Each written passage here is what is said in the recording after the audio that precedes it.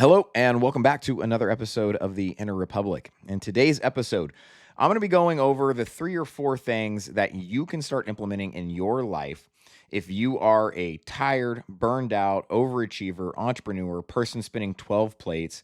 You feel like you've been doing everything right. Your health has maybe gotten better, but now it's plateaued. Your fitness, same thing. And maybe it's even going backwards. I'm going to be giving you tools that you can start using to actually make some positive impacts in your health, in your happiness, and all of those things. But before we get into the episode, if you're watching this on YouTube, I would love it if you subscribed to the channel. If you're listening to this on a podcast, just make sure you're following. Maybe send it to somebody who you think could use some of the information. That would be awesome. Okay, let's get into the episode. So last week, if you listened, I talked about the things going on under the hood for those people, those high achievers, entrepreneurs, when they are feeling tired, burned out, feeling like they've plateaued on their health or their fitness, maybe even their happiness. They feel like they're not as happy as they could be or should be, right? And they either feel, like I said, they plateaued or they've been moving backwards. So I talked about what's actually going on under the hood. And if you haven't listened to that or seen that one, definitely go back because it gives context for the tools that I'm going to be giving today and the why behind them. Okay, so let's go over tool number one. Now, to be fair, tool number one is going to be something that you probably can't implement today.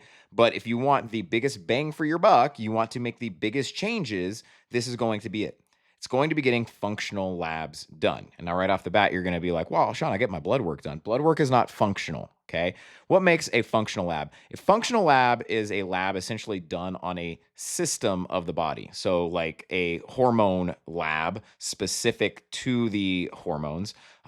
This could be something like a GI map. It is specific to the gut microbiome, right? So on and so forth. There's many of these tests. And the reason that these tests are crucial is that when you go get your normal blood work done, while good, I think everybody should be getting blood work done, it is like checking the oil on the car when the check engine light is on. It's like you're doing something, but it's the most basic thing you could be doing. The problem with blood work is that it is not very comprehensive. All of the markers that you get back on your just annual checkup blood work are just kind of symptoms, right? What I mean by that is, like, let's use testosterone for an example, because men mainly watch my show. Let's say you go get your blood work done, and let's be fair. Let's say it's a pretty comprehensive hormone panel. Like you have your test, your free test, your sex binding globulin hormone, like all of those things. But even still, the problem is there's no underlying why behind the numbers that you get back. Let's say your testosterone is low, your free testosterone is low. All you know is that your testosterone is low. There's no bigger picture being painted on why is your testosterone low. And then, of course, I've talked about the main thing is you get prescribed testosterone or something like that. Functional labs, in congruence with a really great intake form that we do as functional practitioners, which I'll get into, starts to paint a picture for somebody on why certain markers are coming back.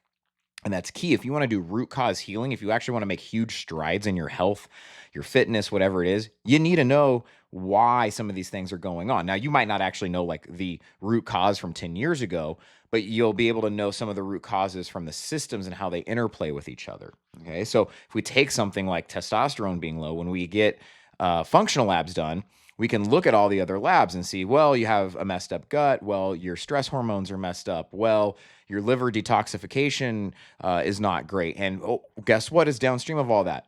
Testosterone being low. But if we fix this over here and this over here, maybe we can take care of the testosterone. But again, the testosterone is just a symptom of all these other things going on. This is why normal medical ways of handling this stuff aren't that great when it comes to preventative healthcare, longevity, autoimmune diseases, because they just are covering up symptoms, right? They're giving prescriptions, they're giving things for just symptoms. Okay. Functional labs give you a way broader view of how everything is interplaying with each other, how all the systems are interplaying. And then, like I said, too, take a step above, you work with a functional practitioner like me, we then have a incredibly detailed intake form to build out a qualitative idea of what your life looks like, both from a medical history, a lifestyle history. So we can look at like, well, actually, when you were 15 years old, you experienced high amounts of trauma, and that trauma, led to a nervous system that was stuck in fight or flight. And we know what that does to cortisol and DHEA, right? Holy hell. Okay. Oh, well, actually, you were exposed to mold, and right, you can see how We build out this qualitative sense.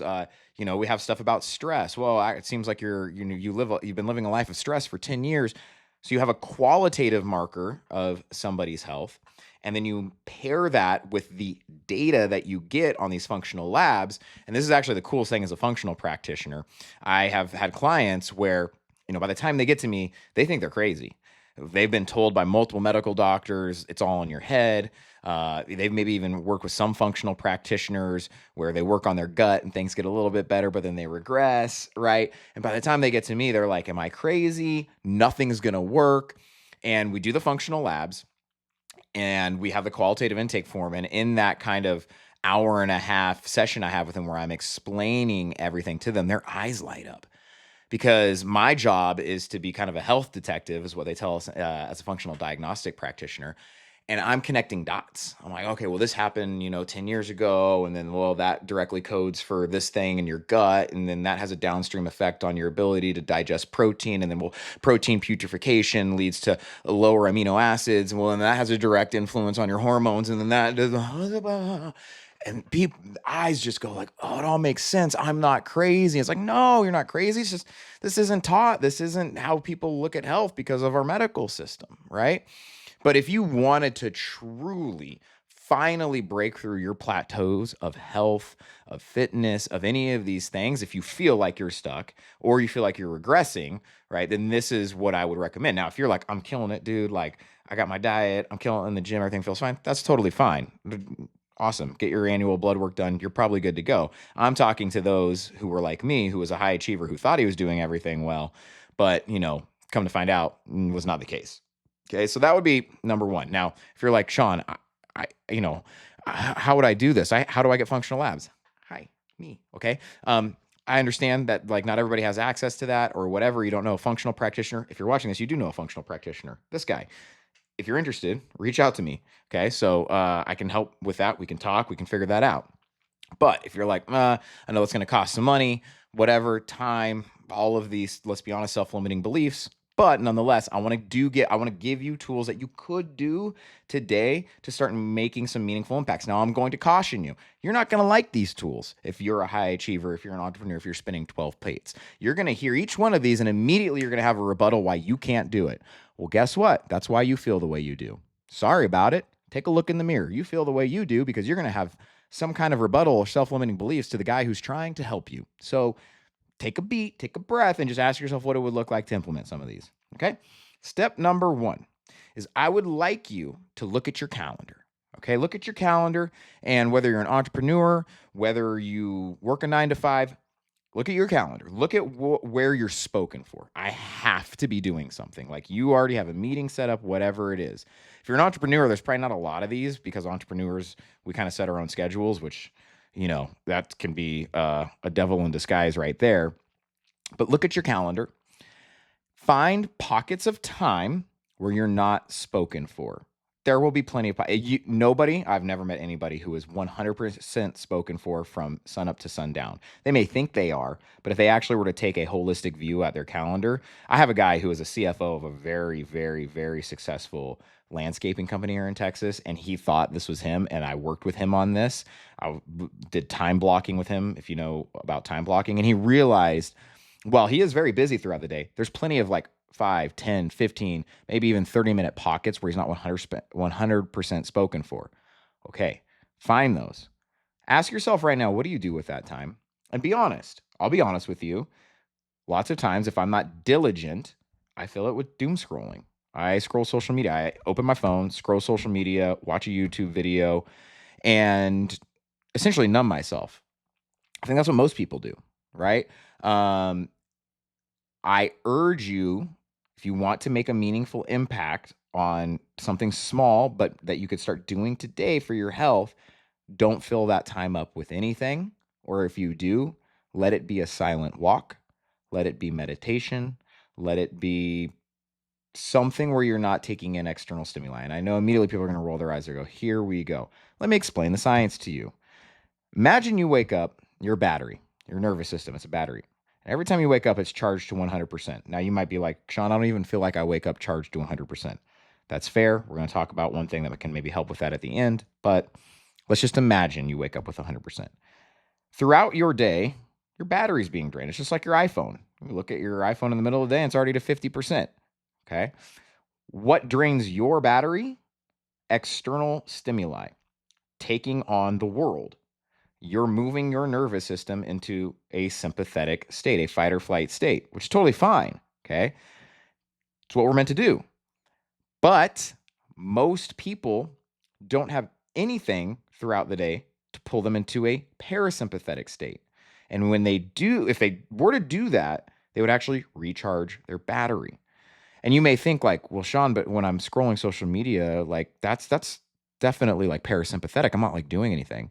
Your brain is scrolling and it is taking in more external stimuli. And listen, I don't know what your algorithm looks like, but depending on what it looks like, it's news, it's what your favorite or most hated politician has said, it's war, it's not things.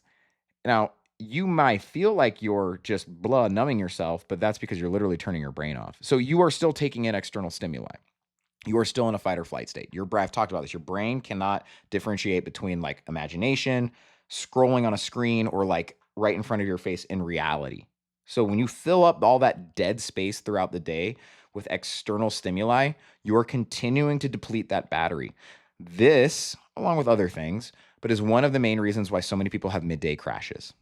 Okay, because they get to the middle of their day and they have drained their battery all the way down to almost zero or like below 20%. Like when on the iPhone it gets red, like that's where you're at midday because you either had no time or you didn't diligently fill those pockets in your morning with things that can recharge the battery. Those things that can recharge the battery are, like I said, silence, introspection, walks in silence. Why is that recharging? Because again, they're subtle things that just pull your nervous system out of a fight or flight and into a parasympathetic state. That's why we feel so good after meditation classes or breathwork classes or massages, because you're in a full battery recharge state. I've talked about this when I've coached entrepreneurs on this who have a hard time with their energy. And I explain to them, look at yourself like a battery and ask yourself where are moments throughout the day you can recharge. After about a week or two of doing this, they come back to me saying, I have so much more energy. I'm so much better in my meetings, all of these types of things, because they're not filling that dead time with something that's continuing to drain them. Okay. So that would be number one.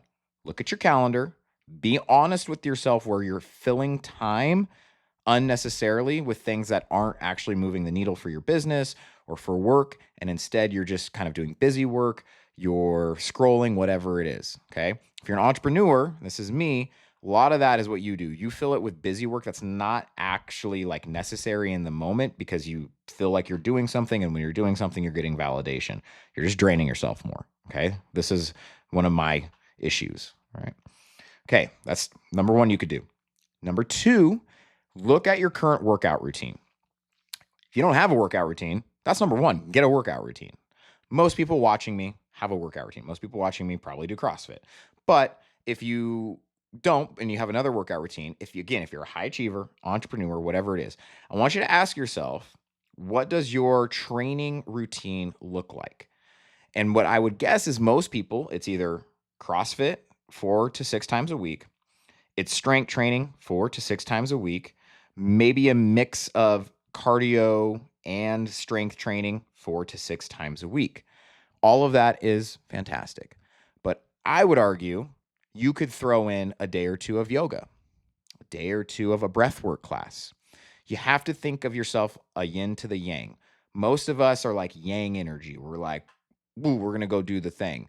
And we just dig more into that energy because that's where we feel fulfilled. And that's where we feel like we get our energy is like that doing things. And then we do the same thing with our exercise and our workouts. It's like, I'm going to find the workout or the exercise routine that makes me feel yang energy. Having that throughout the week is totally fine and necessary. You should have strength training days. You should have muscle building days. You should have a high intensity day. You should also have days that pull you into a parasympathetic state. And if, again, immediately like, oh, I don't like that, that means you should do it. Like, I love this principle that like any resistance we feel is highlighting an area of our life we probably need to look at and improve. And so if you're feeling resistance to the things I'm saying, why? Look at that because you probably know it's correct, right? I can't tell you how many people who I know who go to my CrossFit gym or whatever, who when I try to get them to do yoga, they're like, I can't do yoga. I can't do yoga. And we talk about it. It's like, well, I can't just stretch for an hour. And they're like shaking. I can't stretch for an hour. Right? It's like, good God, you're ready to blow up, person. Look at your workout routine. Ask yourself, can you change it up a little bit? Can you have the strength day? Can you have the high intensity day? Can you have a day of yoga? Can you have a rest day? Hey guys, here's a fun one. You know what a rest day is not? A rest day is not where you go run 3 miles, do a little bit of swimming, and you're like, well, I didn't touch a barbell, so I rested. Shut up. A rest day means you do not work out. You want to go for a walk? That's fine. Going for a 30-mile ruck, not a rest day. Shut up. Okay? You need the yin to the yang. Whether you're religious, you believe in God or not, but hey, God rested on the seventh day. Well, you don't need it. David Goggins, get out of here. Shut up. Okay? Take a rest day. You're not better than that. All right? And again, if you want longevity, if you want health, if you say you want these things, you need rest. Okay? And you need to also have different modalities of exercise that are not just sympathetic, smack you in the mouth, and are adding fuel to the fire for you entrepreneurs, you high achievers, you parents out there. I'm not saying don't do it at all, right? One of my last podcast episodes, that's what people thought I was saying. I own a CrossFit gym. I do CrossFit, right? I just don't do it every day now, okay? It's once or twice out of the week. And then I have a day where it's just zone 2. And then I have a day where it's just strength training. And then I have a day where, like this Saturday, I'm going to a 90-minute breath work class. And you're like, that's not exercise. Cool. It's somatic work. I'm getting into my body, right? Be more holistic with your training plan. Watch your HRV go through the roof. Watch your recovery go through the roof. Watch your happiness. Watch your hormones get better. Guys out there, if you're having a hard time in the bed, right? Watch all of these things improve. Okay? So, 1, find the pockets throughout the day that you're filling with unnecessary external stimuli, and instead fill it with silence, introspection, whatever it is. 2, look at your current training program. If you don't have one, get on one, anyone to start. If you're not on one, don't worry about what I'm saying. Just start working out. But most people are already working out. Can you add yin energy to the yang energy on your workouts? And then finally, step 3. This one might be controversial. This one might be hard to institute if you're a parent or whatever it is. But if you want better sleep, one of the things that I found, not only for myself, but all of my clients, is whenever you go to bed, and if you follow Brian Johnson, he talks about this, so there's data to back this up too. But whenever you go to bed, let's say you normally are going to bed at 9:30, like I am. 3 hours back of that, that's your last meal or before. So 6:30. If I cut off food 6:30 or before, my sleep is markedly improved. Okay. Now, why is this? Digestion, right? When you eat closer to your bedtime, all of your body is going to be prioritizing energy towards digestion, not necessarily cellular regeneration. You might have an insulin dip or spike in the middle of the night, which can cause you to wake up. Lots of different things. But when you eat early enough and you don't eat again, your body can digest all that food. And then by the time you're going to bed, when you finally fall asleep, your body is able to focus on all of the regenerative processes that are supposed to be happening at night. And you get deeper sleep, and HRV goes through the roof, and you wake up way more rested. And again, if you're like, there's no science, yes, there is science to back this up. You can go look this up actually on quality of sleep with food restriction. Okay, overnight food restriction. It is far better. Nervous system response is far better. People have markedly improved HRV the next day. Now, you might not be able to do this every night. For me, during the week, I'm mainly able to do this like 3 to 4 times out of the week. Other nights out of the week, I do prioritize eating with my wife and enjoying that time. So doesn't have to be every night. This is, again, don't get neurotic. Don't get neurotic. But if you can, a couple nights out of the week, cut off food. To the extent you cut it off earlier, it's even better, as long as you don't get to bed very hungry. If you go to bed super hungry, then it's kind of law of diminishing returns there. So for me personally, the earliest I'll cut off food is like 3:34. If I cut it off earlier, then I'm so hungry by the time bed comes around, then that messes my sleep up. So, but if you are that person that wakes up in the morning and you're like, I'm still tired in the morning, try with cutting your food off at least 3 hours before bedtime. And I do think what you would find is that you get better sleep. And if you get better sleep, so many of the things we talk about in health take care of themselves, because like I said, that is hopefully 7 to 8 hours of regeneration for the body. Okay. But a lot of people are messing their sleep up because of things like food, obviously screens. We can go back to step 1. If you're like, well, I have a free chunk 2 hours before I go to bed. If you're filling that with just watching TV, come on. Now, again, 80-20. My wife and I were finishing up Righteous Gemstones. Okay. So, like once or twice out of the week, her and I will watch an episode or two. I'm not asking you to be neurotic with these things. You know me, I follow the 80/20 rule. But what I am asking is if you're screaming here, if you're like, what's going on with my body? Why are my hormones messed up? Da da da da da. I work out, like all the things.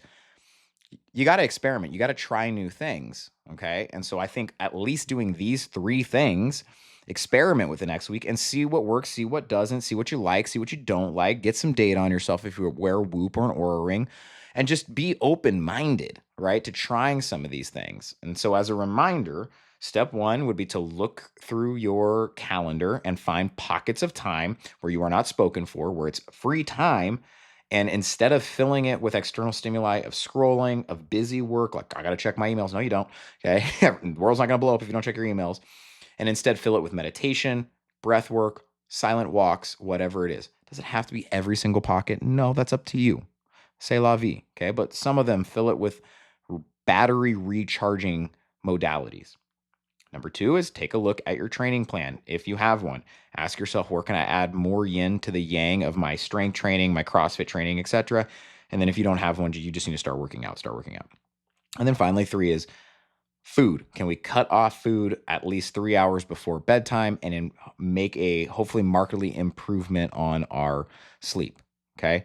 I didn't touch alcohol. I didn't say those things because I think some of those are like probably already well known. Like, yeah, you know, 99% of the time you probably shouldn't be drinking alcohol. Again, I'm not an absolutist on alcohol. Like all of those things, kind of low hanging fruit. Other people are going to tell you that, but I think these three things maybe don't get talked about as much or thought about. And so I think you do that. Now, if you want to take it to the next level, though, get with a functional practitioner. Reach out to me. Let's get some functional labs done. Let's have some accountability. Let's figure out qualitatively, based off your medical history and your lifestyle history, why you're experiencing some of the things you're experiencing.